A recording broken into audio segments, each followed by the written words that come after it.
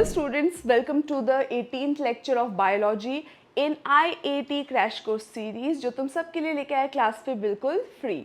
आज हम अपने 18th लेक्चर में करने वाले हैं प्लांट किंगडम। जो बच्चे फर्स्ट टाइम मेरे लेक्चर को देख रहे हैं उन सबको बता दूं, मैं हूं रोशनी एंड मैं एक आईसर पुणे एलुमनाई हूं और मैंने इसी एग्जाम के थ्रू आईसर एप्टीट्यूड टेस्ट के थ्रू ही आईसर में एडमिशन लिया था। तो मेरा गोल इस लेक्चर सीरीज के थ्रू ये है कि मैं तुम सबको ये चीज़ क्लियरली बताऊं कि बायो में कौन से टॉपिक्स इंपॉर्टेंट हैं, स्पेशली वो बच्चे जिन्होंने एग्ज़ाम की प्रिपरेशन अभी अभी स्टार्ट की है। काफ़ी सारी चीज़ें माइंड में कंफ्यूज्ड है कि कौन सा टॉपिक्स पे फोकस करें, कौन से पे नहीं करें। अगर इस चैप्टर की बात करें तो वो सारे डाउट्स आज क्लियर होने वाले हैं कि प्लांट किंगडम जैसे चैप्टर में जो अगर तुम एक बायो के स्टूडेंट हो तो भी तुम हो सकता है स्ट्रगल कर रहे हो क्योंकि इसमें इतने सारे नाम हैं, राइट। तो आज तुम्हारे लिए चैप्टर में सिंप्लीफाई करने का ट्राई करूंगी। देखेंगे कि कौन कौन से जो फैक्ट्स है जिस पे हमें ध्यान देने की ज़रूरत है और किन चीज़ों को हम स्किप कर सकते हैं इस चैप्टर में से, और कितना इम्पॉर्टेंट ये चैप्टर है इस टेस्ट के लिए। जो बच्चे फर्स्ट टाइम इस बायो को करने वाले हैं आफ्टर 10, जो फर्स्ट टाइम बायो कर रहे हैं उनके लिए भी ये चैप्टर में ईजी बनाने का ट्राई करूँगी। हम देखेंगे कि कौन कौन से फैक्ट्स हमें अच्छे से याद रखने हैं। अगर तुम इस एग्ज़ाम की प्रिपरेशन कर रहे हो तो याद रखो कि ज़्यादा टाइम अब नहीं बचा है, राइट। तो अभी कुछ ही दिन बचे हैं तुम्हारे एग्ज़ाम के लिए, अबाउट 25 डेज़। इसीलिए well less than that, right. तो इसीलिए तुम्हें जो एग्ज़ाम की प्रिपरेशन है बहुत ही ज़्यादा लेज़र फोकस के साथ करनी है। डिस्करेज बिल्कुल भी नहीं होना है, टाइम है। अब तुम्हें बैलेंस करना है कितना तुम रिवाइज करते हो और कितना तुम न्यू इन्फॉर्मेशन को लर्न करते हो। अगर तुमने सब कुछ सारे टॉपिक्स ऑलरेडी कवर किए तो तुम्हारा मेन फोकस किस में होना चाहिए, रिविजन। तो अगर तुम एक बायो के स्टूडेंट हो और तुम ये चैप्टर रिवाइज करना चाहते हो तो भी ये लेक्चर तुम्हारे लिए क्या होने वाला है, हेल्पफुल होने वाला है। एंड अगर तुम ये फर्स्ट टाइम पढ़े तो भी हम इसको शॉर्ट एंड क्रिस्प रखेंगे। एंड याद रखो रिविजन के साथ साथ तो 3 फैसेट्स होने चाहिए तुम्हारी प्रिपरेशन में। ओके, अगर तुमने प्रिपेयर नहीं किया है अभी तक, कंप्लीट सारे टॉपिक्स प्रिपेयर नहीं किए हैं तो तुम बहुत कम टाइम दो नए इन्फॉर्मेशन को लर्न करने में। अच्छा खासा टाइम तुम्हें स्पेंड करना है रिवीजन में and equal amount of time तुम्हें किस में स्पेंड करना है, मॉक टेस्ट को अटेम्प्ट करने में और उसकी एनालिसिस में। बच्चे मॉक टेस्ट दे देते हैं, उसको एनालाइज नहीं करते, वो इक्वली इंपॉर्टेंट है, even more so. Rather than giving 2 mock test I would say give 1 and उसको अच्छे से एनालाइज करो, बहुत ही ज़्यादा इंपॉर्टेंट हो जाता है। स्पेशली ऐसे एंड मोमेंट पे तुम्हारी जो स्ट्रैटेजी है, स्ट्रैटेजी क्लियर होती जाएगी जैसे जैसे तुम मॉक टेस्ट दोगे। और इस पूरे प्रोसेस को इजी करने के लिए क्लास में ने तुम्हारे लिए लॉन्च ऑलरेडी कर रखा है all India mock test series. ये जो मॉक टेस्ट सीरीज़ है वन ऑफ अ काइंड है, क्योंकि इसमें हमने क्या ध्यान रखा कि बच्चों की जो लास्ट मिनट प्रिपरेशन है और जो रिविजन है वो कैसे हम स्ट्रीमलाइन कर सकते हैं। इसमें तुम्हारे पास है chapter wise mock test series जिसमें तुम एक चैप्टर करने के बाद जाके देख सकते हो कि तुम्हारी अंडरस्टैंडिंग किस लेवल पे पहुंची है, क्या वो इनफ है टू क्लियर आईएटी जैसा एक एग्जाम। दूसरा तुम्हारे में इसमें full length mock test series, full length mock तो है ही, that is 20 all India full length mocks. Then you have strategic test. Strategic test जो है उसमें हमने क्या किया, सिलेबस को 2 पार्ट्स में डिवाइड किया है, 11th एंड 12th। एंड हमने क्या किया, सब्जेक्ट पे डिपेंड करता है, बायो में 11th एंड 12th नहीं है, first chunk and second chunk है जिस ऑर्डर में मैं पढ़ा रही हूँ। एंड इसमें क्या है कि तुम्हारा रिवीजन इस तरीके से होगा कि तुम्हें पता चलेगा, क्लियर होगा तुम्हारे माइंड में कि कौन सा सेक्शन तुम्हारे लिए ज़्यादा स्ट्रॉन्ग है या कौन सा सेक्शन में तुम्हें ज़्यादा काम करने की ज़रूरत है।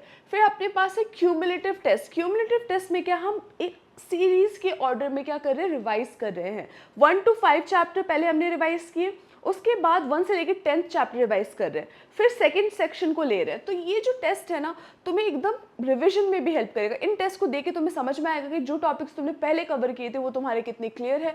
बहुत ही ज़्यादा इंपॉर्टेंट है, I can not emphasize it enough. बहुत इंपॉर्टेंट है लास्ट मोमेंट में रिविजन करना एंड मॉक टेस्ट देना। तुम किसी भी टॉपिक को जाकर देखो वो एग्जैक्टली यही करते। ये एक फुल प्रूफ स्ट्रैटेजी है जो तुम्हें करनी चाहिए। आज हम स्टार्ट करते हैं प्लांट किंगडम के साथ। Will keep it short, will keep it crisp and हम किसके अकॉर्डिंगली जाएंगे, आईसर एप्टीट्यूड टेस्ट के अकॉर्डिंगली। हमारा फोकस लेजर शार्प होना चाहिए, ठीक है। प्लांट किंगडम जो चैप्टर है, मैंने जैसे तुम्हें ऑलरेडी बताया कि काफ़ी सारे वर्ड्स है इसमें, इतने सारे न्यू वर्ड्स। स्पेशली अगर तुम एक नॉन बायो स्टूडेंट हो, एक पीसीएम स्टूडेंट हो तो तुम्हारे लिए थोड़ा सा हैवी होने वाला है ये चैप्टर। वेल हैवी है ये चैप्टर, मैं लाइट करने का ट्राई करूंगी इसको। Let's focus on the things that actually matter, ठीक है। स्टार्ट करते हैं हम अपने चैप्टर ओवरव्यू के साथ, जिसमें हम देखेंगे कि इस चैप्टर में हम क्या क्या कवर करने वाले हैं, ठीक है। सो चैप्टर में हमें क्या देखना है कि ओवरऑल हम किसको कवर करने वाले हैं, प्लांट किंगडम को। प्लांट किंगडम, प्लांट किंगडम में हम पहले समझेंगे कि जो क्लासिफिकेशन है वो किस बेसिस पे होती है। अब तुम्हें थोड़ा बैकग्राउंड दे दूँ, अगर तुम लोगों ने मेरा classification in living organisms chapter देखा है, लेक्चर देखा है, तो तुम्हें पता है कि प्लांट किंगडम क्या, प्लांटे क्या है, वन ऑफ द किंगडम्स।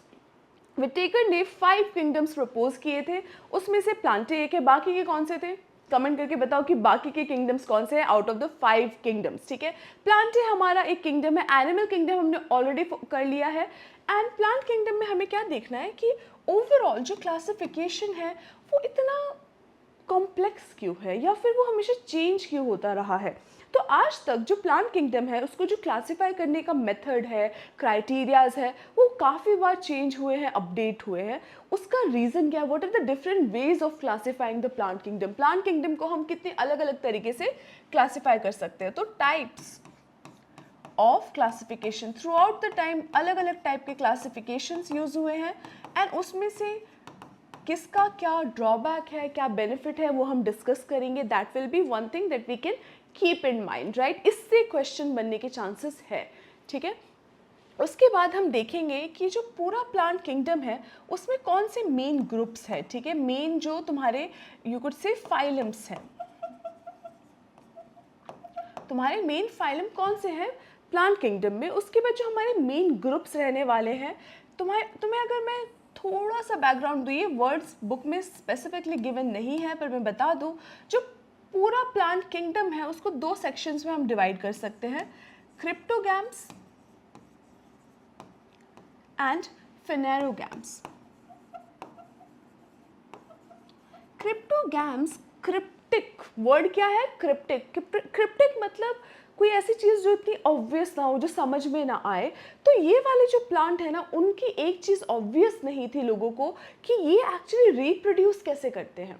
तो ये जो गैमीट्स हैं इनके, वो क्या है, क्रिप्टिक है। क्रिप्टिक है मतलब समझ नहीं आ रहा है कि ये रिप्रोडक्शन कैसे कैरी आउट कर रहे हैं, और ऐसा क्यों कि हमें समझ नहीं आ रहा है। मतलब अभी हमें पता है पर लोगों को इनिशियली समझ क्यों नहीं आ रहा था, क्योंकि इनकी जो सीड्स है वो दिखते नहीं हैं, या फिर यू कुड से कि उनमें सीड्स नहीं होते हैं, ठीक है। तो प्रॉपर जो सीड, जिसको हमें पता है कि एक प्लांट जो है वो किससे ग्रो होता है, सीड से ग्रो होता है। अब इनमें सीड्स नहीं है, तो ये कौन से वाले प्लांट्स है, cryptogams, without seed, without seeds. इसको हमने क्या बोलते हैं, क्रिप्टोगैम्स। फेनेरोगैम्स जो है इसमें क्या है, विद सीड्स। सो इनके तो सीड्स हैं, तो इनको क्या कर दिया हमने, एक अलग ही ग्रुप में रख दिया। फेनेरोगैम्स वाला जो सेक्शन है वो ज़्यादा ईजी है टू अंडरस्टैंड, क्योंकि 2 रीज़न है इसमें। एक तो इसमें ऐसे प्लांट्स आते हैं जो हमने ऑलरेडी देखे हुए, अपने आसपास देखे हुए, राइट। सो फेनेरोगैम्स में 2 सेक्शंस हैं, gymnosperms, gymnosperms and angiosperms. Gymnosperms ऐसे प्लांट्स को हम बोलते हैं जिनकी जो सीड्स है वो आउटराइट हमें दिखते हैं, नेकेड होते हैं, मतलब उसके अराउंड कोई फ्रूट नहीं होता। सो ये कौन सा है, सीड्स विदाउट फ्रूट्स, ठीक है, not covered with fruits. And angiosperm क्या है, जो भी तुम फ्रूट खाते हो और उसके अंदर तुम्हें सीड मिलता है वो क्या है, एंजियोस्पर्म, ठीक है। सो ये क्या है, seeds with fruit, seeds with fruits मतलब covered with fruit. So gymnosperms, angiosperms ये ज़्यादा हम यूज टू है। क्रिप्टोगैम्स में 3 हमारे सेक्शंस आएंगे, 3 टाइप के ग्रुप्स आएंगे। एक है तुम्हारा थैलोफाइटा, या फिर हमारे बुक में इसको क्या बोला गया है, एल्गी। क्या बोला गया है, एल्गी, पर इसको मोर कॉमनली हम क्या बोलते हैं, थैलोफाइटा। थैलस जैसा इसका बॉडी होता है, तो थैलोफाइटा, ओके। फिर है तुम्हारा ब्रायोफाइटा, ब्रायोफाइटा। एक चीज़ जो लोगों को यूजुअली समझ में या फिर याद रहती है ब्रायोफाइटा के बारे में कि these are frogs of plant kingdom. Frogs of plant kingdom से इमेजिन करो फ्रॉग्स या एम्फीबियंस है, और ब्रायोफाइटा भी क्या है, they are referred to as amphibians of plant kingdom. अगर तुम फ्रॉग के बारे में, अगर तुम्हें एम्फीबियंस के बारे में पता है, तुमने प्लांट किंगडम से पहले एनिमल किंगडम देखा हुआ है, तो तुम्हें पता होना चाहिए एम्फीबियंस कौन से ऑर्गेनिजम्स हैं जो कि बोथ लैंड एंड वाटर में रह सकते हैं। रहते तो काफ़ी बार लैंड पे है, बट अगर उनको रिप्रोड्यूस करना है तो उनको कहाँ पे आना पड़ता है, वाटर में आना पड़ता है। ब्रायोफाइटा के साथ सेम ही सिचुएशन है, ठीक है। तो इनको क्या बोलते हैं हम, amphibians of plant kingdom, amphibians of plant kingdom, ठीक है। प्लांट किंगडम के ये क्या है, एम्फीबियंस है, फ्रॉग्स ऑफ प्लांट किंगडम बोला तो भी चलेगा। उसके बाद हमारा लास्ट ग्रुप है टेरिडोफाइटा। अब इसमें पी क्या है, साइलेंट है, ठीक है, पी क्या है, साइलेंट है, ठीक है। इन तीनों ग्रुप्स को देखेंगे एंड देन लास्ट में हम किसको देखेंगे, जिम्नोस्पर्म्स एंड एंजियोस्पर्म्स। इनकी जो ऑर्गेनिजम्स है उनके मेन क्या फीचर्स होते हैं, किस टाइप से, मतलब अगर मैं देखूँ एल्गी में ज़्यादातर ऑर्गेनिजम्स के कुछ सेट ऑफ फीचर्स होते होंगे, राइट, कुछ टाइप के कैरेक्टरिस्टिक्स होते होंगे, वो हमें देखना है।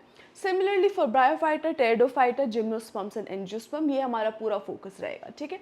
अब याद करो जो प्लांट किंगडम है, नॉर्मली अपने पास कितने किंगडम्स थे, 5 किंगडम्स थे। प्लांट किंगडम उसमें से एक है, Plantae is one of the 5 kingdoms, right. अगर तुम प्लांटे की बात करो, जो प्लांटे है उसके क्या क्या फीचर्स थे, उसमें कौन से ऑर्गेनिजम्स को रखा जाता है, प्लांटे में कौन से ऑर्गेनिजम्स आते हैं, ऐसे ऑर्गेनिजम्स आते हैं जो यूकैरियोटिक है। कौन से आते हैं, यूकैरियोट्स। सारे प्लांटे के ऑर्गेनिजम्स क्या होंगे, यूकैरियोट्स होंगे, मतलब उनके अंदर क्या होगा, एक प्रॉपर न्यूक्लियस होगा, एंड ये सारे क्या होंगे, मल्टी सेलुलर, एंड उसके बाद फिर प्लांट किंगडम में ऐसे ऑर्गेनिजम्स होंगे जिनके पास क्या होगा, सेल वॉल होगा, एक प्रॉपर सेल वॉल होगा। याद रखो जो फंगाई है उसमें भी सेल वॉल था। तो पहले जो ऑर्गेनिजम्स थे, जब पहले ऐसे ऑर्गेनिजम्स जिनमें सेल वॉल था उनको सेम ग्रुप में रख दिया जा रहा था, या फिर फंगाई को किस में रख दिया गया था, प्लांट किंगडम में रख दिया गया था। बट अभी हमें पता है कि फंगाई अपने में खुद एक किंगडम है। तो जब इनिशियली लोग क्लासिफिकेशन को ट्राई कर रहे थे तो काफ़ी सारे ऐसे ऑर्गेनिजम्स थे जिनको प्लांट किंगडम में रखा गया था और बाद में उनको रिमूव किया गया। फंगी उसमें से एक, फंगाई जो है वो उसमें से एक एग्जाम्पल है जो पहले प्लांट किंगडम में था। दूसरा एग्जाम्पल है तुम्हारा blue green algae. Blue green algae जो है, लिखा नाम तो क्या है एल्गी, और मैंने क्या बोला कि एल्गी किसका पार्ट है, प्लांट किंगडम का पार्ट है, बट एक्चुअली एल्गी क्या है, इट्स साइनोबैक्टीरिया, या फिर ब्लू ग्रीन एल्गी क्या है, it's a part of Monera, it's a cyanobacteria, bacteria है, it's not a eukaryote, it's a prokaryote, ठीक है। क्या है वो, प्रोकैरियोट है, एंड प्रोकैरियोट है, बट कैरी आउट क्या करता है, फोटोसिंथेसिस।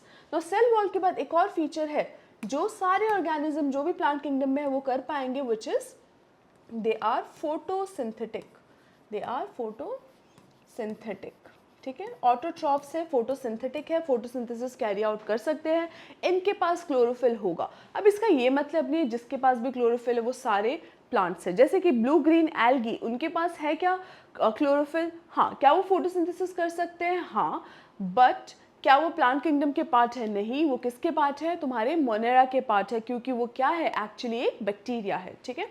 ये हो गया तुम्हारा overall understanding of the plant kingdom. Now हमें क्या करना है, इसको और अच्छे से डिटेल में समझना है, क्योंकि हमारी जो अंडरस्टैंडिंग है प्लांट किंगडम की, it has changed over time. Over time हमने प्लांट किंगडम को जिस तरीके से क्लासीफाई किया था, उसके अंदर के जो ऑर्गेनिजम्स हैं किस तरीके से उनको ग्रुप किया था, वो चेंज हुआ है ओवर टाइम। जैसे 2 एग्जाम्पल मैंने बोले, एक तो तुम्हारा फंगाई है जिसको पहले प्लांट किंगडम का पार्ट माना गया था, फिर बाद में उसको हटा के अपना ही एक किंगडम असाइन किया गया था। Similarly you have your blue green algae, जिसको पहले, क्योंकि एल्गी भी है तो इसको पहले क्या बोला गया था कि ये प्लांट किंगडम का पार्ट है, बाद में समझ में आया कि एक्चुअली प्लांट किंगडम का पार्ट नहीं है, किसका पार्ट है, मोनेरा का पार्ट है, because it's a bacteria. So that's why we have to understand this better. Now let's get to the classification systems. अलग अलग किस टाइप के क्लासिफिकेशन सिस्टम्स है in understanding the plant kingdom. तो जब प्लांट किंगडम में organisms को रखा जा रहा था तो अलग अलग मेथड्स लोगों ने यूज़ किए। कौन कौन से मेथड्स थे और उनके क्या फ़ायदे थे और क्या नुकसान थे, अभी हमें वो देखना है। हमारा जो पहला सिस्टम है दैट इज़ आर्टिफिशियल सिस्टम। क्या सिस्टम है ये? Artificial system. इसमें लोगों ने क्या किया, साइंटिस्ट ने क्या किया, उन्होंने सुपरफिशियल कैरेक्टर्स को देखा। सुपरफिशियल कैरेक्टर्स मतलब ऑब्जर्वेबल कैरेक्टर्स। उन्होंने बोला लीफ इस टाइप का है या फिर स्टेम इस टाइप का है, रूट इस टाइप का, जो बाहर से ऑब्जर्व कर सकते थे फीचर्स, उनको देखा और उनको क्या किया, ग्रुप्स में डाल दिया। बट इसके साथ प्रॉब्लम क्या है, जब तुम सुपरफिशियल कैरेक्टर्स को देखते हो तो काफ़ी बार क्या है, हमने देखा है कि इवोल्यूशन वाले चैप्टर में अगर तुम्हें याद है तो होमोलोगस कैरेक्टर्स होते हैं, एनालॉगस कैरेक्टर्स होते हैं, राइट। एनालॉगस कैरेक्टर्स जो होते हैं उसमें क्या होता है कि सेम दिखते हैं, दो फीचर्स सेम दिखते हैं बट उनका ओरिजिन क्या होता है, बहुत डिफरेंट होता है। सेम चीज़ हो सकती है आर्टिफिशियल सिस्टम ऑफ क्लासिफिकेशन में, जिसमें क्योंकि हम सुपरफिशियल कैरेक्टर्स को देख रहे हैं बट बाहर के ऑब्जर्वेबल कैरेक्टर्स क्या होते हैं, काफ़ी बार चेंज हो जाते हैं अकॉर्डिंग टू द एनवायरनमेंट। इसीलिए क्या हो सकता है problem, we can put unrelated organisms, we can put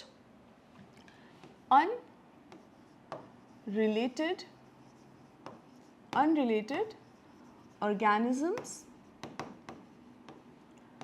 in the same group. मतलब अलग अलग, क्योंकि सेम दिख रहे थे तो हमने क्या कर दिया, सेम ग्रुप में रख दिया, पर एक्चुअली अगर उसको ज़्यादा क्लोजली समझे तो एक दूसरे से क्या वो ज़्यादा रिलेटेड थे, नहीं रिलेटेड थे, ठीक है। तो ये एक प्रॉब्लम है किसकी, आर्टिफिशियल सिस्टम की, क्योंकि इसमें हम क्या कर रहे हैं, हम बाहर की फीचर्स को देख के उनको कैरेक्टराइज कर रहे हैं। नेक्स्ट आ जाए तुम्हारा नेचुरल सिस्टम। अब नेचुरल सिस्टम क्या है, लिखा तो है नेचुरल सिस्टम बट इसमें भी हम क्या देख रहे हैं, नेचुरल अफिनिटीज़ को देख रहे हैं, अलग अलग फीचर्स को कंबाइन करके समझ रहे हैं, ठीक है।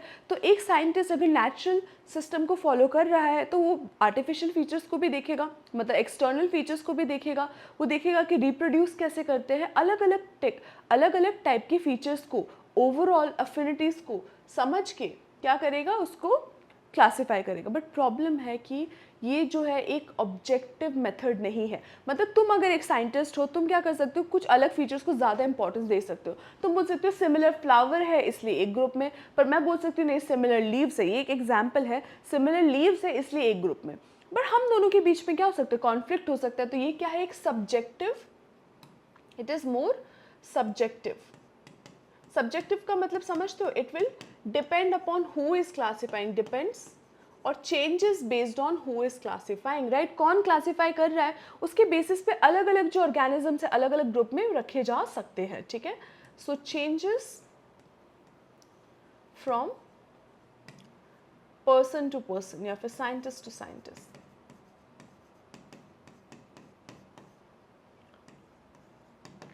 तो हो सकता है तुम क्या करो, दो ऑर्गेनिजम्स को दो अलग ग्रुप में रखो और मैं उन्हीं दो ऑर्गेनिज्म को सेम ग्रुप में रखूं, तो दोनों के ओपिनियन में क्या आ सकता है, डिफरेंस आ सकता है। It is not objective, it is subjective. अब ऐसे केसेस में क्या है, एक और चीज़, हम एक और टाइप का रिलेशनशिप ध्यान में रख सकते हैं, that is phylogenetic system. Phylogenetic system क्या है, इवोल्यूशनरी रिलेशनशिप को ध्यान में रखता है। मतलब अगर दो ऑर्गेनिज्म के सेम एंसेस्टर्स थे तो चांसेस क्या है कि वो सेम, अगर उनके एंसेस्टर सेम था, कॉमन एंसेस्टर था, तो हम बोल सकते हैं वो ज़्यादा क्लोजली रिलेटेड है, तो ज़्यादा लाइकली है कि वो सेम ही ग्रुप में हो। तो इसमें हम क्या करते हैं, इवोल्यूशनरी रिलेशनशिप को ध्यान में रखते हैं। बट प्रॉब्लम ये है कि इवोल्यूशन जो है, अपडेट जो इवोल्यूशनरी रिलेशनशिप्स है वो चेंज होते रहते हैं based on the new information that keeps on coming, and बहुत ज़्यादा कॉन्क्रीट डेटा नहीं होता है बहुत सारे ऑर्गेनिज्म के बारे में। हो सकता है तुम्हें एक ऑर्गेनिज्म के बारे में इनफ इन्फॉर्मेशन पता ही ना हो कि तुम उसको प्रॉपरली किसी एंसेस्टर से रिलेट कर पाओ। तो लैक ऑफ फॉसिल एविडेंस, इसमें काफ़ी हद तक फॉसिल एविडेंस पे डिपेंड किया जाता था। तो lack of fossil evidence can be a problem. Information keeps on updating, जो इन्फॉर्मेशन है वो चेंज होती रहती है, इन्फॉर्मेशन कीप्स ऑन अपडेटिंग। तो तुमने आज एक ग्रुप में रखा है, कल दूसरे ग्रुप में रख दोगे, तो ये सब इंफॉर्मेशन की वजह से चेंजेस होते हैं। अब देखो, मैं ये नहीं कह रही हूँ कि फाइलोजेनेटिक सिस्टम ऑफ क्लासिफिकेशन खराब है या फिर उसको यूज़ ही नहीं करना चाहिए, बट क्या बात हो रही है कि हर एक सिस्टम का कोई ना कोई बेनिफिट एंड कोई ना कोई नुकसान है या फिर कोई ना कोई ड्रॉबैक है। हम क्या देख रहे हैं, किस बेसिस पे क्लासीफाई हुआ है, और हम क्या देख रहे हैं कि उसका प्रॉब्लम क्या है, ठीक है, प्रॉब्लम क्या हो सकता है, ठीक है। सो क्या ये बेटर है आर्टिफिशियल सिस्टम से? ऑफ कोर्स बेटर है आर्टिफिशियल सिस्टम से, ज़्यादा ऑब्जेक्टिव है compare to natural system, but इसमें भी कुछ ना कुछ प्रॉब्लम है, कोई भी सिस्टम परफेक्ट नहीं होता है, राइट? नेक्स्ट हो गया तुम्हारा मॉडर्न मेथड्स। अब मॉडर्न मेथड्स में 3 मेथड्स है अपने पास, कौन कौन से हैं? Numerical taxonomy. अब अगर हम न्यूमेरिकल टैक्सोनॉमी की बात करें, ठीक है, एक सेकेंड ना, मैं इसको थोड़ा सा ब्रॉड करती हूँ, हल्का सा, हाँ ठीक है। अगर हम न्यूमेरिकल टैक्सोनॉमी की बात करें तो इसमें हम क्या करते हैं, नंबर्स असाइन करते हैं। हर एक फीचर को मैंने एक नंबर दे दिया, ठीक है। नंबर दे दिया मतलब मैं बोलूँगी अगर लीफ सेम है तो इसको नंबर 1 दे देते हैं, अगर लीफ फ्लावर सेम है तो एक नंबर दे देते हैं, तो विल गिव देम पॉइंट्स, ठीक है। So every feature is assigned a point, and अगर जितने ज़्यादा फीचर्स कॉमन हो उतने ज़्यादा पॉइंट्स होंगे और उतना ज़्यादा वो क्लोजली रिलेटेड होंगे, ठीक है। Every feature is assigned a point, ठीक है। एंड कंप्यूटर्स आर यूज, ठीक है। सो नंबर्स असाइन कर दिए, and computers are used for analysis. So computers are used to analyze the data, ठीक है। क्या करते हैं हम, कंप्यूटर्स को यूज करते हैं टू एनालाइज द डेटा। अब इसके साथ प्रॉब्लम क्या है, ये तो तरीका है करने का, अब इसके साथ प्रॉब्लम क्या आ जाती है? प्रॉब्लम ये है, इसके साथ इशू ये आता है कि अगर हमने बस एक फीचर को एक नंबर असाइन कर दिया और जितने ज़्यादा फीचर्स कॉमन है उतना ज़्यादा उसको पॉइंट मिल गया, उतना ज़्यादा वो क्लोज आ गए, बट क्या पता एक फीचर ज़्यादा इंपॉर्टेंट हो, मतलब मुझे ज़्यादा इन्फॉर्मेशन देता हो। फॉर एग्जाम्पल अगर मैं बोलूँ कि लीफ का शेप, या फिर फॉर एग्जांपल अगर मैं जिम्नोस्पर्म्स की बात करूँ, इन सब में जो होता है सीड क्या होता है, नेकेड होता है, विदाउट फ्रूट। तो ये एक बहुत एक इंपॉर्टेंट कैरेक्टरिस्टिक्स है, उसको क्या होना चाहिए था, एक बड़ा पॉइंट या फिर एक अच्छा पॉइंट, ज़्यादा पॉइंट मिलना चाहिए था, पर मिला क्या, नहीं। तो इस केस में क्या प्रॉब्लम होती है, ऑल फीचर्स या फिर more important features might not get the weightage, मतलब जो ज़्यादा इंपॉर्टेंट फीचर है उसको ज़्यादा वेटेज हम नहीं दे रहे हैं, ठीक है। सो इसीलिए क्या हो सकता है कि एक जो इम्पॉर्टेंट फीचर, जो डिसाइडिंग फैक्टर हो सकता था, उसको हमने ज़्यादा इंपॉर्टेंस दी नहीं, इसलिए जो 2 ऑर्गेनिजम्स वो सेम ग्रुप में आ गए जबकि वो सेम ग्रुप में बिलोंग करते ही नहीं थे, ठीक है। So more important features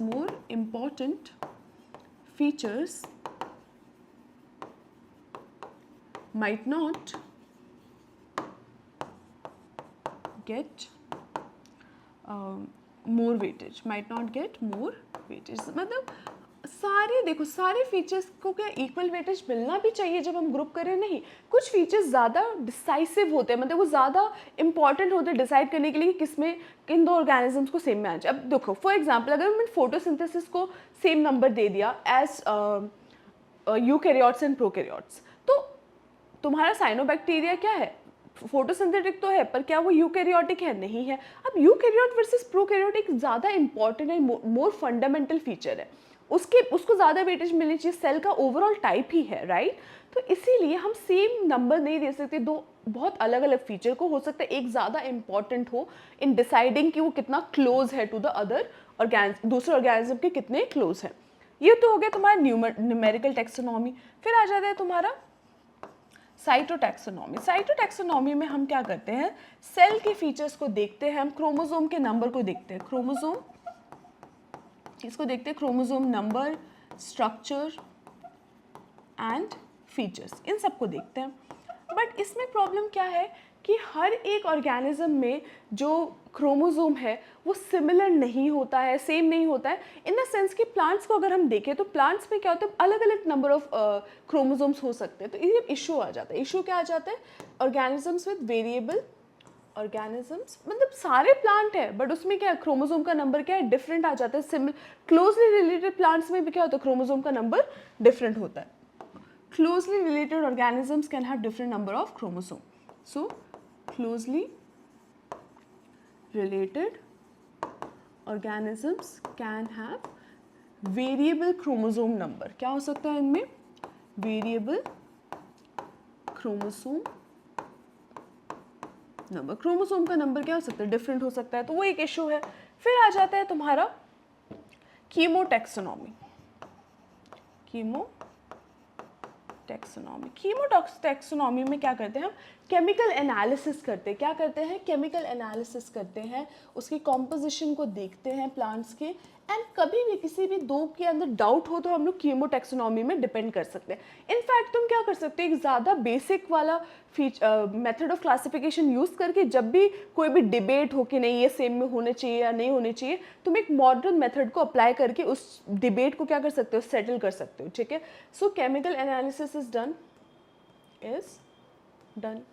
but issue क्या है इसके साथ? This is quite expensive. है तो बहुत एक्यूरेट, अच्छा खासा एक्यूरेट मेथड है, बट इसके साथ प्रॉब्लम क्या आता है? It's expensive, requires a proper lab setup. तुम गए हो घूमने, तुम्हें देखना है कि दोनों प्लांट्स रिलेटेड है या नहीं है, maybe if you are interested in that. तो एक्सपेंसिव मेथड है, तुम्हें क्या चाहिए? एक प्रॉपर लैब सेटअप चाहिए इसको करने के लिए। इसीलिए क्या होता है, ये मेथड थोड़ा सा कम प्रेफर करेंगे अनलेस एंड अनटिल तुम एक बहुत ही ज़्यादा एक रिजिड स्टडी कर रहे हो, क्योंकि काफ़ी एक्सपेंसिव मेथड ये है। ठीक है, तो ये क्या हो गया ओवरऑल क्लासिफिकेशन सिस्टम्स, उसके ड्रॉबैक्स और उसके फ़ायदे। ठीक है, क्या बेनिफिट है उसको यूज़ करने का। नेक्स्ट हम देखेंगे। अभी हम क्या करने वाले, अलग अलग ग्रुप्स को समझने वाले हैं। सबसे पहले हम स्टार्ट करेंगे एल्गी के साथ, उसके बाद ब्रायोफाइटा की बात करेंगे, टेरिडोफाइटा की बात करेंगे, फिर उसके बाद जिम्नोस्पर्म एंड एंजियोस्पर्म। ठीक है, स्टार्ट करेंगे किसके साथ? एल्गी के साथ। याद रखो एल्गी क्या है? One of the simplest plants है। ठीक है, अगर सारे प्लांट्स की बात करें एल्गी काफ़ी सिंपल है। ये फोटोसिंथेटिक होगा, पर ये ओके मैंने क्या बोलता, किंगडम जो प्लांटी है उसमें मल्टी सेलुलर ऑर्गेनिजम्स होते हैं, मेजरली मल्टी सेलुलर होते हैं, बट क्या यूनिसेलुलर भी हो सकते हैं? हाँ, कुछ एल्गी जो है they can also be unicellular भी हो सकते हैं। क्लैमिडोस इज यूनिसेलुलर। ठीक है, नाउ यूनिसेलुलर ऑर्गेनिजम्स भी हो सकते हैं, ये सिंपल है। क्लोरोफिल इनमें होता है तो ये फोटोसिंथेसिस कर सकते हैं। इनकी जो बॉडी है थैलस होती है, उनकी थैलस लाइक बॉडी होती है, इसलिए इसको थैलोफाइटा भी बोलते हैं। इस पूरे ग्रुप को क्या बोलते हैं? थैलोफाइटा भी बोलते हैं। ये यूजुअली एक्वाटिक ही होते हैं, but fresh water and marine दोनों में मिलते हैं। ठीक है, दोनों में मिलते हैं, फ्रेश वाटर एंड मरीन में, एंड काफ़ी सारे मॉइस्ट स्टोन्स में, सॉइल वगैरह में भी मिल जाते हैं। ठीक है, इनका जो एसोसिएशन है अलग अलग टाइप का हो सकता है, जैसे सिम्बायोटिक एसोसिएशन भी हो सकता है, जिसमें क्या करेंगे, जैसे लाइकर एक एग्जांपल है सिम्बायोटिक एसोसिएशन का, जिसमें जो एक एल्गी है एक फंगस के साथ सिम्बायोटिक रिलेशनशिप में रहता है। जो एल्गी है वो फोटोसिंथेसिस करता है और जो फंगाई है वो न्यूट्रिएंट एंड सरफेस एंकरिंग में हेल्प करता है। स्लॉथ बेयर के बॉडी में भी जो स्लॉथ्स होते हैं जो एकदम स्लो मूविंग, तुम लोगों ने देखा होगा कभी, उसमें क्या होता है उनकी बॉडी के ऊपर एल्गी ग्रो करने लगते हैं। ठीक है, तो वो भी एक टाइप का एसोसिएशन है जहाँ पे एल्गी मिलते हैं, मोस्टली एक्वाटिक, बट ऐसी जगहों पे भी वो मिलते हैं। ठीक है, एल्गी की बात करें तो अलग अलग टाइप के हो सकता है, यूनिसेलुलर हो सकता है, फिलामेंटस हो सकता है, फिलामेंट लाइक हो सकता है। ठीक है, तो या फिर कॉलोनीज में भी रह सकता है, कॉलोनियल मतलब जिसमें अलग अलग बहुत सारे एल्गी की क्या होगी, कॉलोनी होगी। एग्जाम्पल है वॉल्वॉक्स।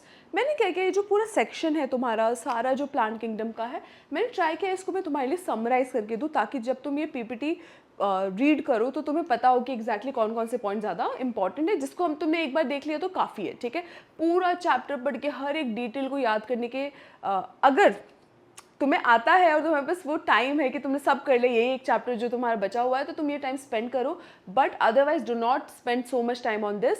इतना ज़्यादा इंपॉर्टेंट चैप्टर नहीं रहेगा ये, जितना मैं बता रही हूँ उतना अगर तुमने देख लिया मोर देन इनफ है। इतना इन्फॉर्मेशन याद रख लिया तो मोर देन इनफ है। अगर टाइम है और तुम याद रख सकते हो तो please go and read NCERT, पर उससे ज़्यादा कुछ मत करो प्लीज़, उससे ज़्यादा कुछ करने की ज़रूरत बिल्कुल भी नहीं है।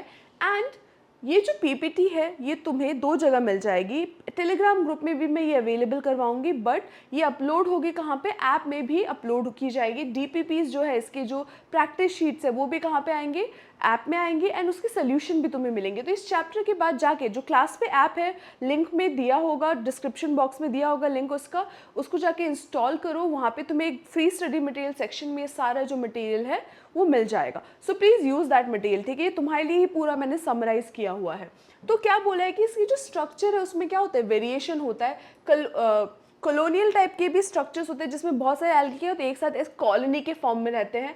फिलामेंटस भी होते हैं, जैसे स्पाइरोगायरा है, ये तुम्हारा क्या है स्पाइरोगायरा, फिलामेंट लाइक स्ट्रक्चर भी होता है, एंड बहुत बड़े मैसिव फॉर्म्स भी होते हैं। ठीक है, मैसिव फॉर्म जैसे मैंने यहाँ पे आई थिंक एक पिक्चर भी इंक्लूड की है एल्गी की, ये देख रहे हो, दिस इज सीवीड। ठीक है, केल्प, ये बहुत बड़े बड़े स्ट्रक्चर्स होते हैं, इस टाइप में भी एल्गी तुम्हें मिलती है, ठीक है। नाउ एल्गी जो है वो रिप्रोडक्शन तीनों तरीके से कर सकते हैं। एक्चुअली रिप्रोडक्शन किस कर सकता है, 3 तरीके से कर सकता है।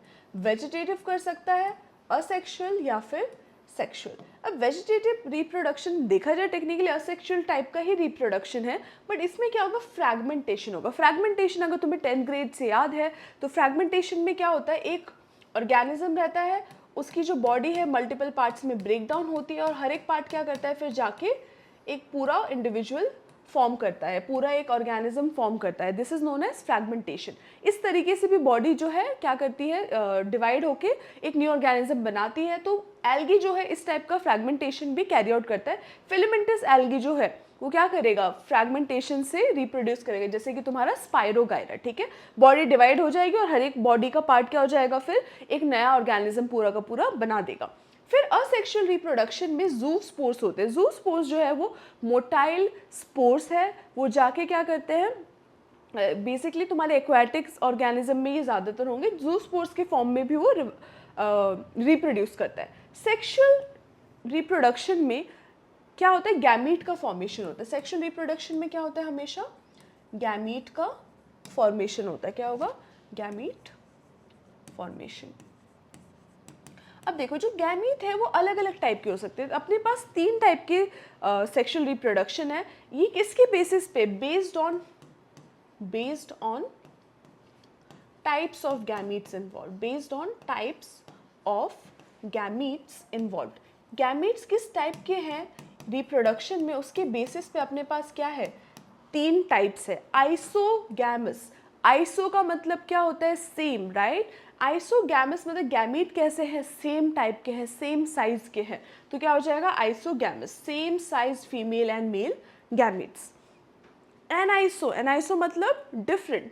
सो एनाइसोगैमस में क्या होता है, एक गैमीट बड़ा होगा, दूसरा गैमीट क्या होगा, छोटा होगा, different size female and male gametes, ठीक है। oogamous थोड़ा इंटरेस्टिंग है। oogamous में क्या होता है, दिस इज थोड़ा सा similar to what happens in humans also, अगर तुम सोचो तो, ठीक है। फीमेल गैमेट क्या होता है, लार्ज होता है साइज में और वो नॉन मोटाइल होता है, मतलब वो मूव नहीं करता है। तो ह्यूमन रिप्रोडक्शन से पहले हमने देखा था, उसमें हमने क्या देखा था, जो फीमेल गैमेट है, जो ओवम है, वो भी क्या होता है, लार्जर इन साइज होता है, क्योंकि उसके अंदर एनर्जी रिजर्व है, साइटोप्लाज्म में ये सारा कंटेंट क्या है, ज़्यादा है। और वो क्या होता है, नॉन मोटाइल होता है, मतलब मूव नहीं करता। तो फीमेल नॉन मोटाइल गैमेट जो कि लार्ज होता है साइज में। मेल गैमेट क्या है, स्मॉल साइज के हैं और मोटाइल है, मूव करते हैं। स्पर्म अगर तुम्हें याद हो ह्यूमंस में स्मॉलर होते हैं, क्योंकि उनके अंदर बहुत ज़्यादा साइटोप्लाज्म नहीं होता, क्योंकि वो क्या देने वाले, सिर्फ अपना न्यूक्लियस, राइट। और मोटाइल होते हैं, मूव करके एग तक जाते हैं। तो इसमें सिमिलर काइंड ऑफ मेथड चल रहा है, इसको क्या बोलेंगे, oogamous, ठीक है। आइसोगैमस सेम टाइप के गैमेट, एनाइसोगैमस डिफरेंट टाइप के गैमेट्स, और oogamous क्या है, एक बड़ा फीमेल गैमेट जो मूव नहीं करता है और एक छोटा मेल गैमेट जो एक्चुअली मूव करके फीमेल तक जाएगा, ठीक है। तो ये हो गए तुम्हारे अलग अलग टाइप के रिप्रोडक्शन जो एल्गी में दिखता है, उसकी जो मेन फीचर्स है, किस जगह पे वो यूजुअली मिलता है। बहुत सिंपल से डिटेल से एक बार अच्छे से समझोगे तो तुम्हें समझ में आ जाएगा, कोई बहुत ज़्यादा रॉकेट साइंस नहीं है इसमें, ठीक है। अब अगर मैं एल्गी को देखूँ तो 3 मेन टाइप के एल्गी होते हैं, ठीक है। 3 मेन टाइप के एल्गी होते हैं और किसके बेसिस पे हमें इसको डिवाइड करें, बेस्ड ऑन कलर। किस बेसिस पे, कलर। एक हो गया तुम्हारा ग्रीन, एक हो गया ब्राउन एंड एक हो जाएगा तुम्हारा रेड, ठीक है। तो green algae, brown algae and red algae, ठीक है। 3 अलग अलग टाइप के एल्गीज होते हैं अपने पास, ठीक है। तो इनको अगर हम डिवाइड करें तो इनका नाम क्या है, देखो, क्लोरोफाइसी, फेओफाइसी, रोडोफाइसी, ठीक है। तो 3 टाइप के तुम्हारे पास क्या है, एल्गी है, और किसके बेसिस पे ये डिवाइड हुआ है, सारे कलर के बेसिस पे। तो common name green algae, brown algae, red algae, ठीक है। अब इनमें कलर डिफरेंट क्यों है, क्योंकि इनके पास क्लोरोफिल का टाइप डिफरेंट है, ठीक है। याद रखो जो ग्रीन कलर है वो आता है जब तुम्हारे पास क्लोरोफिल ए एंड बी का कंसंट्रेशन ज़्यादा हो। तुम्हारे ग्रीन प्लांट्स में भी यही क्लोरोफिल ज़्यादा है। अभी हम प्लांट किंगडम कर रहे हैं पूरा, तो प्लांट का हम लोग क्या देखने वाले, ओवरऑल मॉर्फोलॉजी, फिजियोलॉजी, रिप्रोडक्शन सब देखने वाले। कमिंग लेक्चर्स जो है वो इसी बारे में होने वाले हैं, तो वो तुम फॉलो करना अच्छे से, ठीक है। क्लोरोफिल ए एंड बी क्या है, ग्रीन एल्गी में है। क्लोरोफिल ए तो तीनों में है, ए क्या है, तीनों में है, बी ग्रीन में है, सी ब्राउन में है एंड डी किस में है, रेड में, ठीक है। तो ऐसे तुम इस ऑर्डर में याद रखो, green, brown, and red, green brown red इस ऑर्डर में याद रखो। ए तीनों में होगा, बी ग्रीन में, सी ब्राउन में एंड डी किस में, रेड में। ये तुम्हारे हैं major pigments. Along with that some other pigments are also there. For example तुम्हारे ब्राउन एल्गी में फ्यूकोजैंथिन, फिर उसके बाद तुम्हारे रेड एल्गी में है फाइको अरिथ्रिन, ठीक है। अरिथ्रिन जो है वो अरिथ्रिन रेफर्स टू कलर, ठीक है। तो हमारे जो रेड ब्लड सेल्स उनको क्या बोलते हैं, अरिथ्रोसाइट्स, ठीक है। तो यहाँ पे क्या है, अरिथ्रिन, उससे रिलेट करके याद रखो। जब बहुत ज़्यादा न्यू इन्फॉर्मेशन होती है ना, तो तुम्हें क्या चाहिए, तुम्हारे ब्रेन को एक एंकर पॉइंट चाहिए होता है। एंकर पॉइंट मतलब तुम्हारा ब्रेन क्या करता है, माइंड मैप्स समझ में आता है जो हम लोग इनिशियली बनाते हैं ये तुम्हारा चैप्टर ओवरव्यू में। तो उसमें क्या होता है, एक मिडिल पॉइंट होता है, उससे क्या होता है, बहुत सारी ब्रांचेस होती है।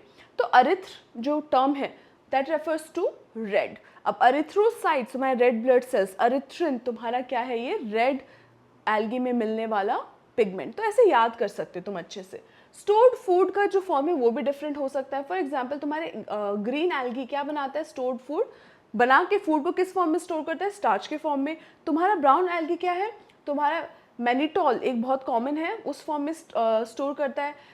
लैमिनारिन के फॉर्म में भी स्टोर कर सकता है। अगर हम रेड एल्गी की बात करें तो किस फॉर्म में स्टोर करेगा, स्टार्च तो होता ही है, on top of that it also had floridean, ठीक है। सो ये सारे क्या है, स्टोर्ड फॉर्म है। ये तुम्हारे एनसीईआरटी का ही टेबल है, इसलिए मैं इसको दिखा रही हूँ। बहुत ज़्यादा डिटेल में ये तीनों के बारे में बताया गया है। हर एक सेक्शन जानना इंपॉर्टेंट नहीं है, पूरा समराइज्ड है, ये इंपॉर्टेंट है, ठीक है। टेबल्स जो होते हैं एनसीईआरटी के वो इंपॉर्टेंट होते हैं क्योंकि उनको हाईलाइट करके तुम्हें दिया गया है कि ये तुम्हारे मेन पॉइंट्स है, तो उसको तो तुम ध्यान रखो ही सही 100% of the time. Now next चीज़ क्या हो जाएगी, सेल वॉल के कॉम्पोजिशन के बेसिस पे हम इनको डिफ्रेंशिएट कर सकते हैं। जो तीनों है उसमें सेलुलोज होगा। सेलुलोज बहुत बेसिक है, प्लांट किंगडम में सेल वॉल में सेलुलोज होता ही है। ऑन टॉप ऑफ दैट कुछ ना कुछ और एडिशनल हो सकता है। तो तीनों में क्या है, सेलुलोज है।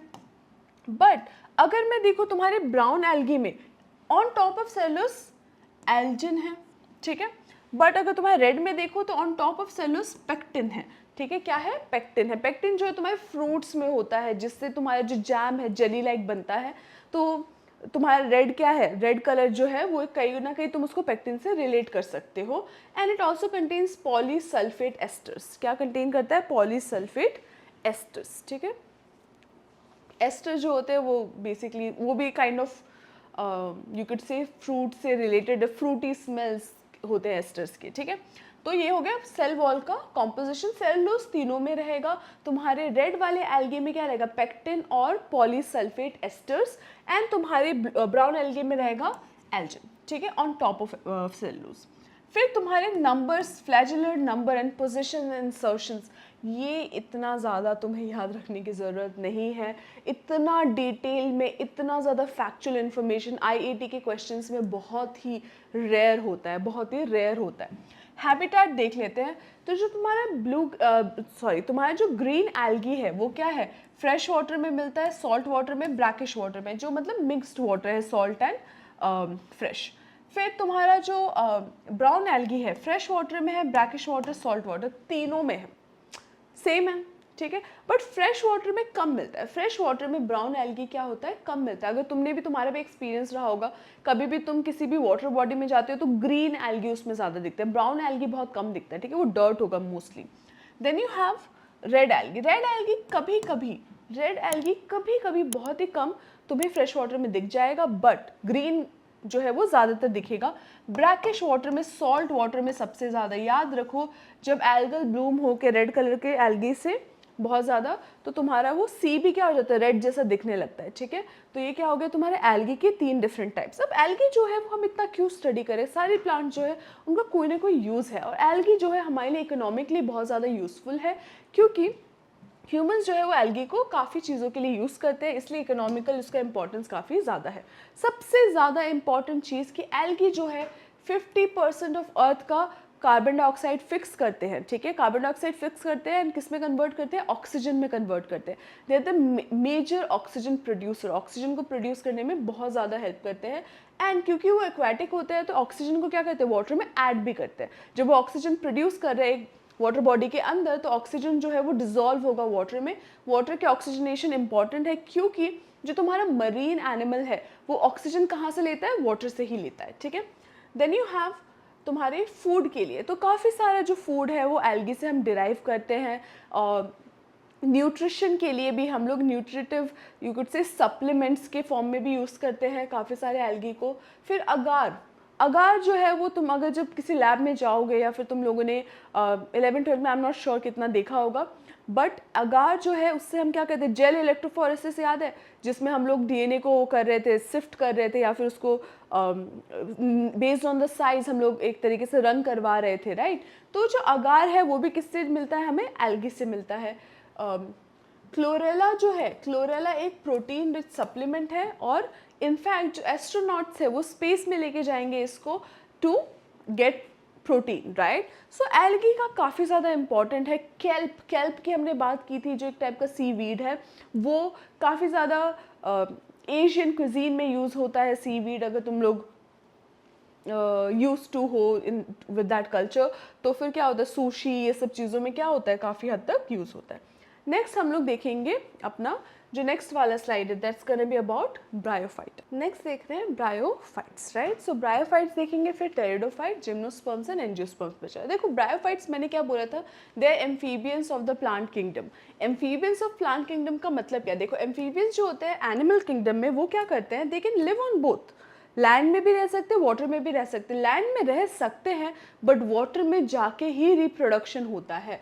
ब्रायोफाइट्स का भी सेम है, इनका क्या है, they are also known as amphibians. कौन से एम्फीबियंस, प्लांट किंगडम के, ठीक है, प्लांट किंगडम्स के एम्फीबियंस होते हैं ये ऑफ, मैं सिर्फ प्लांट्स लिख रही हूँ, ठीक है। ऐसा क्यों, क्योंकि रहते तो ये लैंड में है, दे आर टेरेस्ट्रियल, ठीक है। सो लैंड में ये रहते हैं बट रिप्रोड्यूस कहाँ पे करते हैं, दे स्टे, बहुत नॉर्मल टर्म्स यूज़ कर रही हूँ, स्टे कहाँ पे करते हैं, लैंड में करते हैं, पर रिप्रोड्यूस कहाँ पे करते हैं, रिप्रोड्यूस करने के लिए ये वाटर पे काइंड ऑफ डिपेंड करते हैं।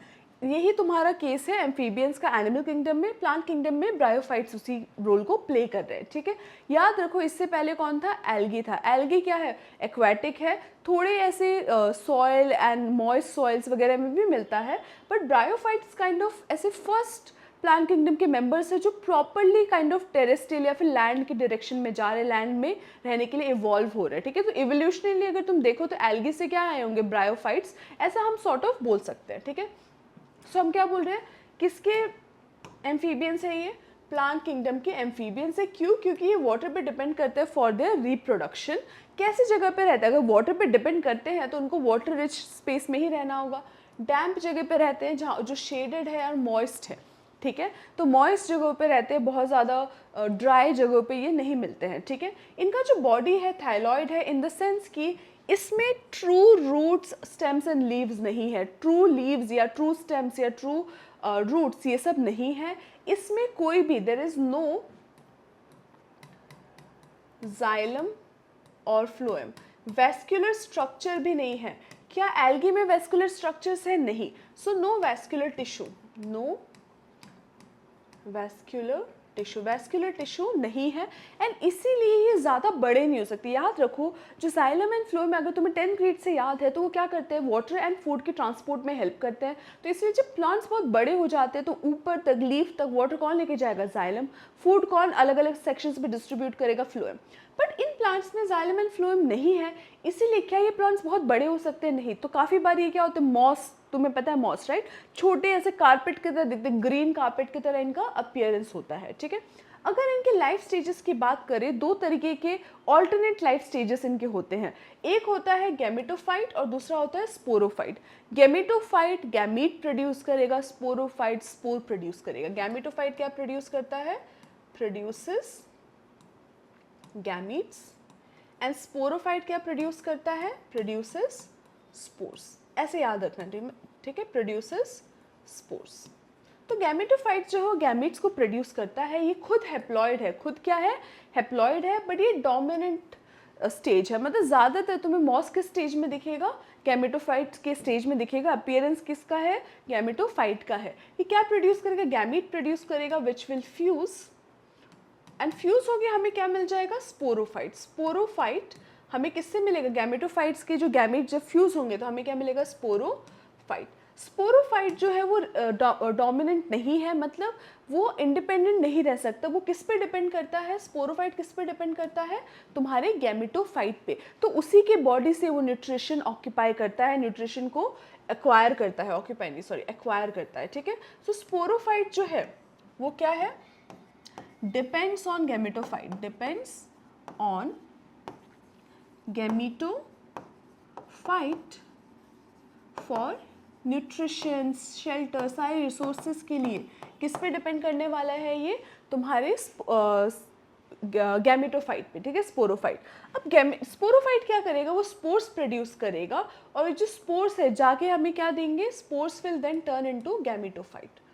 स्पोर किस में टर्न हो जाएंगे, गैमेटोफाइट्स में। स्पोर का जो प्रोडक्शन है वो किसके थ्रू होगा, थ्रू मियोसिस, MEI, मियोसिस, ठीक है। मियोसिस याद रखो, रिडक्शन डिविजन, खुद ये क्या है, डिप्लॉयड है, स्पोर्स क्या होंगे, हेप्लॉयड होंगे। स्पोर्स खुद क्या होंगे, हेप्लॉयड होंगे। वो जाके क्या बनाएंगे, हेप्लॉयड गैमेटोफाइट, जो फिर क्या करेगा, गैमीट प्रोड्यूस करेगा, दोनों फ्यूज होंगे, डिप्लॉयड स्पोरोफाइट। ये पूरा ऑल्ट्रेशन चलता रहता है, इसको बोलते हैं ऑल्टरनेशन ऑफ जनरेशन, ठीक है। अब जो रिप्रोडक्शन है, अगर रिप्रोडक्शन हो रहा है तो मेल सेक्स ऑर्गन कौन सा है तुम्हारा, एंथ्रीडियम, जो क्या प्रोड्यूस करता है, एंथ्रोजॉइड्स प्रोड्यूस करता है। और फीमेल सेक्स स्ट्रक्चर क्या है, आर्किगोनियम, जो क्या प्रोड्यूस करता है, एग प्रोड्यूस करता है। ये किस में होगा, ये गैमेटोफाइट में होगा। जो गैमीट्स बनाने वाला स्ट्रक्चर है उसी में क्या होने वाला है तुम्हारा, ये दोनों स्ट्रक्चर्स होने वाले हैं, ठीक है। सो अगर हम देखें तो फिर क्या हो रहा है, देखो जाइगोट से क्या बना, स्पोरोफाइट। जाइगोट से क्या बना, तुम्हारा ये फ्यूज होने के बाद क्या फॉर्म करेंगे, जाइगोट। ऐसे तुम बोलोगे ऑब्वियसली, फ्यूजन से क्या होगा, जाइगोट होगा, उससे क्या बना, स्पोरोफाइट, ठीक है। जाइगोट से स्पोरोफाइट, जाइगोट कैसे बना, फ्यूजन ऑफ गैमीट से। कैसे बना ये, फ्यूजन ऑफ गैमीट से, ठीक है। क्या बन गया तुम्हारा, जाइगोट। जाइगोट से फिर क्या बनेगा तुम्हारा, स्पोरोफाइट। अब ये क्या होने वाला है, डिप्लॉयड होने वाला है, 2n, ठीक है। उसके बाद तुम्हें स्पोर्स मिलेंगे जो n होंगे, क्योंकि ये मियोसिस से बनने वाला है। और स्पोर्स किस में आ जाते हैं, गैमेटोफाइट बनाते हैं। फिर गैमेटोफाइट क्या बनाएंगे, गैमीट्स बनाएंगे, ठीक है। ये हो जाएगा पूरा लाइफ साइकिल ब्रायोफाइट्स का। अगर हम देखिए तो ब्रायोफाइट्स दो टाइप के मिलते हैं हमें, लिवरवर्ट्स एंड मॉसिस। मॉसिस का तुम्हें आइडिया, लिवरवर्ट्स क्या है, फ्लैट टाइप के स्ट्रक्चर्स है, एंड ये क्या होता है, डैम्प रीजन्स में मिलते हैं। देखो तुम्हें जो तुम्हारा मॉसिस है वो भी क्या मिलेगा, डैम्प रीजन्स में ही मिलेगा, क्योंकि ब्रायोफाइट्स को क्या चाहिए, वाटर की ज़रूरत है, वो डैम्प एरियाज में ही ग्रो करते हैं। मॉसिस काफ़ी बार रॉक्स में ग्रो करते हैं, ठीक है। अगर तुम्हारे किसी भी एरिया में लिवरवर्ट्स या मॉसिस या फिर कोई भी ब्रायोफाइट मिल रहा है, इसका मतलब क्या, उस जगह पे मॉइस्चर का लेवल क्या है, अच्छा खासा है, तो वो मॉइस्ट रीजन है, ठीक है। जो लिवरवर्ट्स का बॉडी का स्ट्रक्चर वो थैलस लाइक है, फ्लैट है, ठीक है। थैलस मतलब थैलस इज द स्ट्रक्चर, और वो कैसा है, फ्लैट है। जैसे तुम इसमें देखो लीफ जैसे ऐसा फ्लैट सा स्ट्रक्चर है। इनके बॉडी में एक स्पेशल असेक्सुअल कैरेक्टर होता है, स्ट्रक्चर होता है, जिसको हम बोलते हैं जेमा कप्स, ठीक है। क्या बोलते हैं, जेमा कप्स। आई डोंट नो इस फिगर में ये कितना विजिबल है, बट इन स्ट्रक्चर्स को हम बोल रहे हैं जेमा कप्स, जो क्या प्रोड्यूस करते हैं, वो असेक्सुअली रिप्रोड्यूस करने में हेल्प करते हैं। These are asexual reproductive bodies, जो क्या प्रोड्यूस करते हैं, गैमीट, ठीक है। सेक्शुअल रिप्रोडक्शन जो होता है वो डिस्टिंक्ट अलग अलग सेक्शंस के थ्रू होता है। जैसे कि तुम्हारा मेल हो जाएगा एरिथ्रोडोफोर्स एंड फीमेल हो जाएगा आर्किगोनियोफोर, ठीक है। ये स्ट्रक्चर्स जो है वो क्या प्रोड्यूस करेंगे, गैमीट्स प्रोड्यूस करेंगे, जो फ्यूज करेंगे, एंड ये किस में इन्वॉल्व होंगे, तुम्हारे सेक्शुअल रिप्रोडक्शन में इन्वॉल्व होंगे। नाम इंपॉर्टेंट नहीं है, याद रखो सेक्शुअल असेक्शुअल दोनों होता है। सेक्शुअल जब होगा तो गैमीट बनेगा, गैमीट फ्यूज होकर क्या बनाएंगे, डिप्लॉयड ऑर्गेनिज्म बनाएंगे। तो ये जो सेक्शन है ये काफ़ी लॉजिकल रिलेटेड है तुम्हारे प्रीवियस चैप्टर्स के साथ, ठीक है। सेल साइकिल एंड ऑल के साथ भी तुम्हारा काइंड ऑफ रिलेटेड है। मॉसिस की बात करें तो ग्रीन कार्पेट्स की तरह है। इनकी जो बॉडी है थोड़ी ज़्यादा इलोंगेटेड है, ऐसे फ्लैट टाइप की नहीं है। इनके जो रूट्स लाइक स्ट्रक्चर है, एक्चुअल रूट्स है क्या, नहीं, इनको हम क्या बोलते हैं, राइजॉइड्स, ठीक है। क्या बोलते हैं इनको, राइजॉइड्स। एक्चुअल रूट्स नहीं है, रूट लाइक स्ट्रक्चर्स है, रूट लाइक या फिर हेयर लाइक स्ट्रक्चर्स है, जो एक्चुअली रूट की तरह बिहेव करेंगे। पर इनके पास जाइलम फ्लोएम है क्या, नहीं। पर इनके पास लीफ जैसा स्ट्रक्चर है। जो लीफ जैसा स्ट्रक्चर है that is your gametophyte. Leaf जैसा स्ट्रक्चर जो है वही क्या है तुम्हारा, गैमेटोफाइट। ये वाला जो, एक सेकेंड इसको रेड करते हैं, ये वाला जो सेक्शन है यही तुम्हारा क्या है, गैमीटोफाइट। ये गैमीटोफाइट जो है वो क्या प्रोड्यूस करेगा, गैमीट प्रोड्यूस करेगा। और सेक्सुअल रिप्रोडक्शन का होगा लीफ के ऊपर, यहाँ पे क्या होने वाला है तुम्हारा सेक्सुअल रिप्रोडक्शन, ठीक है। सेक्सुअल रिप्रोडक्शन लीफ के ऊपर होगा और क्या मिलेगा तुम्हें, स्पोरोफाइट। एंड स्पोरोफाइट क्या बनाएंगे, फिर स्पोर्स, जो कि फिर एक नया गैमीटोफाइट को प्रोड्यूस करने में हेल्प करेंगे, ठीक है। तो all of these leafy stages जो है वो क्या होता है, लीफ में मेच्योर मॉस प्लांट में ही लीफ होते हैं और उसके ऊपर ही क्या होने वाला है, उसके बाद ही उसके ऊपर ही क्या होने वाला है, रिप्रोडक्शन होने वाला है। They have multi cellular rhizoids, ठीक है। मल्टी सेलुलर राइजॉइड्स मतलब एक ऐसे प्रॉपर हेयर लाइक स्ट्रक्चर दिखता है। Sexual reproduction occurs at the top of the leafy shoots. और क्या बनेगा तुम्हारा, स्पोरोफाइट। ये तुम्हारे ब्रायोफाइट्स के ओवरऑल दो टाइप है, लिवरवर्ट्स एंड मॉसेस। याद कैसे रखना है, लिवरवर्ट्स क्या है, फ्लैट टाइप के हैं। मॉसेस क्या है, अपराइट है, थोड़े ज़्यादा स्ट्रक्चर्ड है, जिसमें लीफ जैसा स्ट्रक्चर होता है। इसमें लीफ जैसा ओवरऑल बॉडी लीफ जैसे काइंड ऑफ दिखती है, ठीक है। इकोलॉजिकल इंपॉर्टेंस क्या है, बहुत ज़्यादा ह्यूमन यूज़ में नहीं आता है, बट तुम बोल सकते हो कि इकोलॉजिकली वो ज़्यादा यूज़फुल है, इकोनॉमिक यूज़ नहीं है इसका ज़्यादा। ये सॉइल बाइंडर से सॉइल को होल्ड करके रखते हैं। एंड सक्सेशन पायनियर्स है, मतलब कहीं पे अगर सिर्फ रॉक है और रॉक के ऊपर प्लांट ग्रो हो सकते हैं कि नहीं। डिजास्टर के बाद क्या होता है, अगर सोचो कि एक जगह पे पूरा कभी भी कोई लाइफ ग्रो नहीं की, एकदम डिजर्ट टाइप का प्लांट रीजन है, रॉक्स है, वहाँ पे कोई प्लांट नहीं है, तो सबसे पहले कोई चीज़ ग्रो करेगी तो क्या ग्रो करेगी, ब्रायोफाइट्स ग्रो करेंगे, जो क्या करेंगे, एक तुम्हारे जो रॉक है उसको सॉइल में कन्वर्ट करने में हेल्प करेंगे, ताकि जो दूसरे ऑर्गेनिजम्स हैं वो ग्रो कर पाए, दूसरे प्लांट जो है वो ग्रो कर पाए। तो इसको ऐसे ऑर्गेनिजम्स को बोलते हैं सक्सेशन पायनियर्स। दे पीट फॉर्मेशन में हेल्प करते हैं, बेसिकली तुम्हारे गार्डनिंग वगैरह में भी ये सारी चीज़ें यूज़ होती है। और सॉइल इरोजन को प्रिवेंट करते हैं, क्योंकि होल्ड करके रखते हैं अपनी जो राइजॉइड्स ऐसे रूट लाइक स्ट्रक्चर्स है, रूट लाइक नॉट रूट, उससे वो क्या करते हैं, सॉइल को होल्ड करके रखते हैं, तो इसलिए काफ़ी यूजफुल है। नेक्स्ट है तुम्हारे टेरिडोफाइट्स। टेरिडोफाइट्स क्या है, फर्स्ट प्रॉपर टेरेस्ट्रियल प्लांट्स है। क्या है ये, फर्स्ट प्रॉपर टेरेस्ट्रियल प्लांट्स, क्योंकि इनके अंदर क्या है, ये कभी भी तुम्हारे इस पर डिपेंड नहीं करते हैं, वाटर पे डिपेंड नहीं करते, ये इनके पास प्रॉपर वेस्कुलर स्ट्रक्चर है, they have xylem and phloem. So अभी हम क्या करें, धीरे धीरे वाटर से इंडिपेंडेंट हो रहे हैं। तो टेरिडोफाइट्स क्या हो गया, काइंड ऑफ वाटर से इंडिपेंडेंट हो गया है, बट फिर भी ये किसको प्रेफर करते हैं, कूल शेडी प्लेस, जहाँ पे मॉइस्चर का लेवल क्या है, ज़्यादा है, जहाँ पे पोल्यूशन कम है, मॉइस्चर ज़्यादा है, ऐसे जगह पे ये रहना पसंद करते हैं। जब भी तुम टेरिडोफाइट्स को सोचो तो किसको सोचो, फर्न्स को सोचो, क्योंकि फर्न्स तुमने हो सकते देखे हुए हो। जो इनमें भी दोनों ही लाइफ फॉर्म्स है, तुम्हारे गैमेटोफाइट्स एंड स्पोरोफाइट्स दोनों हैं, पर इसमें रिवर्स हो जाता है, चीज़ें क्या हो जाती है, रिवर्स हो जाती है। स्पोरोफाइट डोमिनेंट है, जो स्पोर प्रोड्यूसिंग स्टेज है वो क्या है, डोमिनेंट है, और गैमेटोफाइट क्या है, डोमिनेंट नहीं है, वो डिपेंडेंट है, ठीक है। जो स्पोरोफाइट है वो क्या करेंगे, स्पोर्स प्रोड्यूस करेंगे, पर इनके पास ट्रू रूट होगा, प्रॉपर स्टेम एंड लीव्स होगा। गैमेटोफाइट के पास वो चीज़ नहीं होंगी। कुछ जो लीव्स है, लीव्स बड़े बड़े हो सकते हैं तो उसको बोलेंगे मैक्रोफिलिस, एंड अगर बहुत माइक्रो छोटे छोटे लीव्स होते हैं तो उसको बोलेंगे माइक्रोफिलिस। सो स्मॉल लीव्स, ठीक है, very small leaves, very small leaves. और मैक्रोफिलिस क्या है, बिग लीव्स, ठीक है। जैसे तुम्हें यहाँ पे दिख रही है, क्या हो जाएगा तुम्हें, मैक्रोफिलिस। और फर्न्स एंड ऑल जैसे ये स्ट्रक्चर, इसको क्या बोलेंगे हम, माइक्रोफिलिस। क्योंकि इनके अंदर प्रॉपर वेस्कुलर स्ट्रक्चर है तो ये काफ़ी बड़े हो सकते हैं, they can occupy a lot of space, क्योंकि वाटर एंड फूड के ट्रांसपोर्ट में कोई इशू नहीं आएगा। ब्रायोफाइट्स एंड एल्गी कर सकते हैं, क्योंकि वो उसका एक अलग स्ट्रक्चर, ब्रायोफाइट्स इतने बड़े नहीं हो सकते। रिप्रोडक्शन जो है वो स्पोर्स के थ्रू, स्पोर्स कौन बनाएगा, तुम्हारा स्पोरोफाइट स्पोर्स बनाएगा। दो टाइप के स्पोर्स होते हैं, होमोस्पोर्स या फिर हेट्रोस्पोर्स। होमो मतलब सेम सिमिलर स्पोर्स, हेट्रो मतलब डिफरेंट डिफरेंट टाइप के स्पोर्स। डिफरेंट तो कौन, मैक्रो एंड माइक्रो, एक मैक्रो एक माइक्रो स्पोर बनेगा, ठीक है।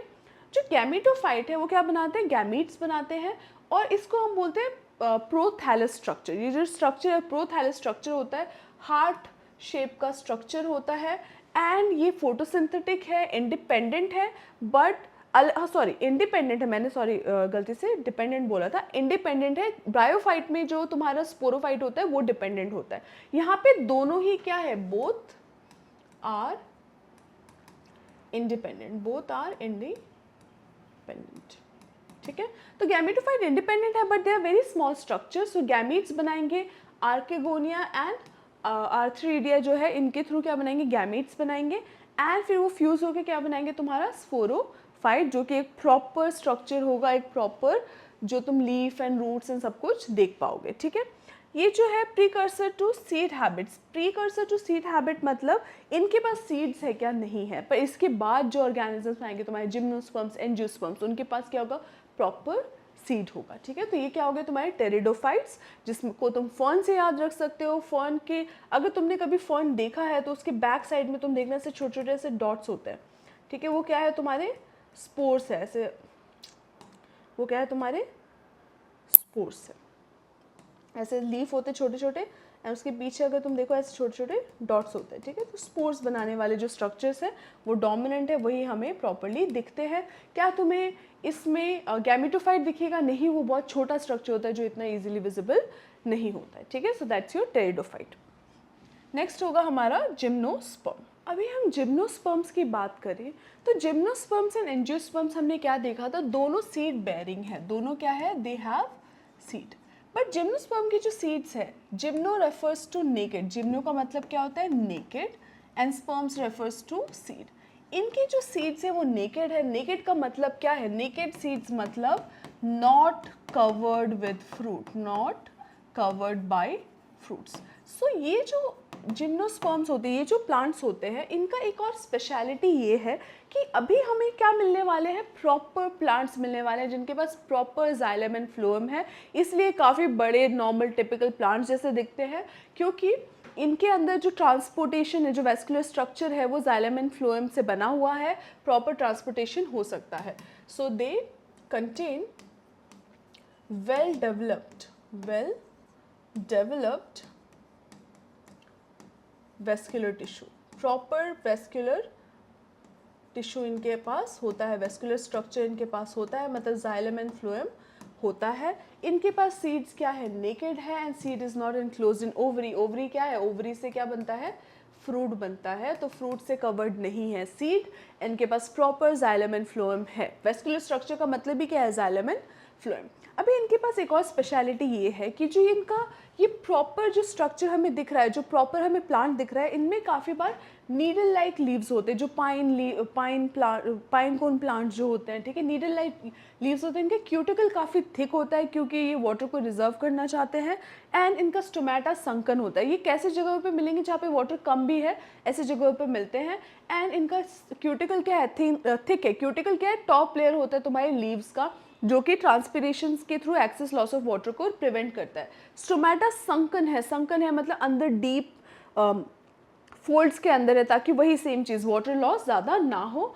एंड जो रूट्स है वो प्रॉपर रूट स्ट्रक्चर इनका होता है। रिप्रोडक्शन जो है इनका हेट्रोस्पोरस है। हेट्रोस्पोरस मतलब इनके पास दो टाइप के स्पोर्स होते हैं, माइक्रोस्पोर्स या फिर पोलन ग्रेन जो तुम्हारा मेल स्पोर है, और मेगास्पोर्स मतलब जो फीमेल गैमेटोफाइट है तुम्हारा ओव्यूल, ठीक है, दोनों के थ्रू होता है। एंड जो पॉलिनेशन है इसमें वो विंड ड्रिवन होता है, विंड ड्रिवन पॉलिनेशन है। याद रखो इनका जो स्पोरोफाइट है, इनका जो स्पोरोफाइट है ये क्या है, इनका main plant body is the sporophyte, plant body is the sporophyte, जिसमें कोन्स भी होते हैं, जिसके ऊपर कोन्स भी लोकेटेड होते हैं। और जो गैमेटोफाइट है, जो इनका जो गैमेटोफाइट वाला जो स्टेज है वो क्या है, इंडिपेंडेंट नहीं है, it is dependent and located inside the cons. जो गैमेटोफाइट्स है, जो गैमीट्स है, वो कहाँ पे लोकेटेड, कोन्स के अंदर, dependent, located inside the cons. तो स्पोरोफाइट के अंदर क्या होता है तुम्हारा, गैमीट्स होते हैं इनके, ठीक है। एंड पोलन ग्रेन जो है जाके फिर ओव्यूल के थ्रू, तो इनका जो एग सैक है, जो मेल गैमेट है, क्या वो इंडिपेंडेंट है, नहीं, कोन्स के अंदर ही लोकेटेड है। So that's your gymnosperms. And ये तुम्हारे बहुत टिपिकली तुमने देखे हुए प्लांट्स हैं, जो काफ़ी बार इनको एस्थेटिक रीजंस के लिए लगाया जाता है, डेट्स एंड तुम्हारे पाइन ट्रीज, ये सारे क्या है तुम्हारे जिम्नोस्पर्म्स है, ठीक है। Now next is your angiosperm. Angiosperm तुम्हारा टिपिकल प्लांट है जिसमें रूट है, लीव्स है, स्टेम है, फ्लावर्स है। तो इनके पास क्या है, दे कंटेन फ्लावर। इनके पास फ्लावर होगा क्या, नो फ्लावर। अगर फ्लावर है तो फिर फ्रूट होगा, अगर फ्लावर नहीं है तो फ्रूट नहीं होगा। तो ये क्या है, प्रॉपर एंजियोस्पर्म्स। एंजियोस्पर्म्स मतलब hidden, angio refers to hidden and sperms मतलब seeds. So and hidden seeds होते हैं इनके, दैट मीन्स इनका जो सीड है, seed is covered with fruit. Seed is covered with fruit. जो तुम्हारे टिपिकल फ्रूट्स है जिसके अंदर बीज होता है, सीड होता है, वो कौन से हैं, एंजियोस्पर्म वाले प्लांट से आ रहे हैं।